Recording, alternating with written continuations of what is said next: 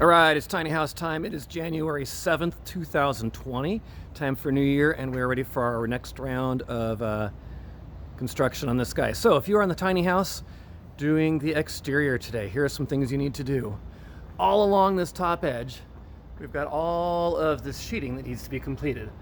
So on this front and back, you'll need to cut strips of OSB, the 1/2 inch OSB, to fit under there. Measure both sides because this might not be perfectly straight. Remember, it was installed by students.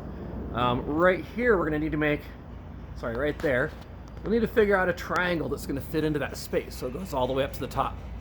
Okay, you're gonna come all the way around here. On this side here, same thing, you're gonna have, what would that be, not a trapezoid? That's a polygon anyway. Okay, so you've gotta go up the square side and all the way up to the point, and then this board here is gonna come off. Okay, same thing coming around the back side. All along under these, so it's got to go from the top of the siding to the bottom side of that rafter. Okay, as you're doing that, before you seal that off, make sure you've got the top of each panel marked where the studs are, because once you cover that up, you won't be able to find the studs.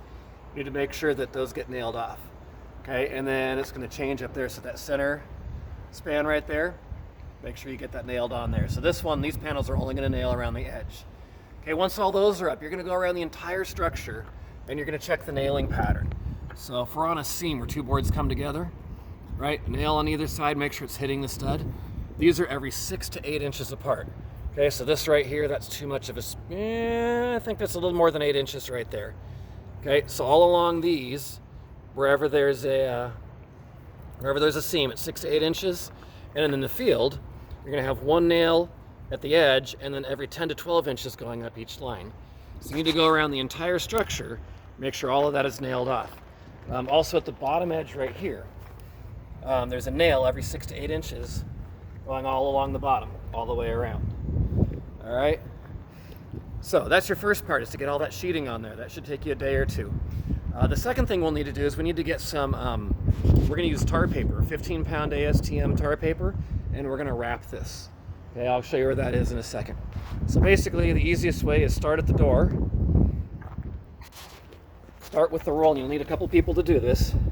So start with the tar paper, even with the bottom of the board. Just roll it out along the house, tie it around the corner, staple it on with the staple gun. This is Troutdale with a lot of wind, so make sure you get enough staples around the edges so it doesn't blow away. Okay, so you're gonna do the bottom course, then you're gonna lap the top course, and you need to overlap at 6 inches. Okay, there's some lines on that will work. And you're gonna keep going all the way to the top. When you get to that gable up there, you need to pre-cut the pieces and staple them in place. Okay, the end goal is we're gonna wrap this entire house with that tar paper. That's gonna give us the water protection for that plywood that we need. All right, so let's see here. For best practices, best practice number 1 is gonna be code. Okay, and that's understanding that every seam has a nail 6 to 8 inches. Okay, no more than 8 inches. You don't want to go less than 6, you're wasting. Okay, and then in the field, 10 to 12 inches. So as I'm following this line up, a nail every 10 to 12 inches. Okay, so there's one best practice. Another best practice is when you're setting your tar paper, make sure you pull it nice and tight with no wrinkles. Make sure you get staples around the edges especially so that wind can't get under it and blow it away.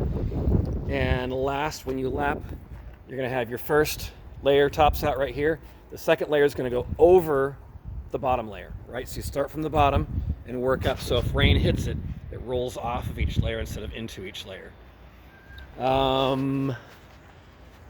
That's all I can think of for best practices for now, but I might put a second video out later. So there's your starting point right there. If you get done, the next thing we'll do is doors and windows, and we'll start putting lath on here and getting preparation for siding. All right, there you go. That is not timber framing. Tiny House, January 7th, 2020, CTA 5.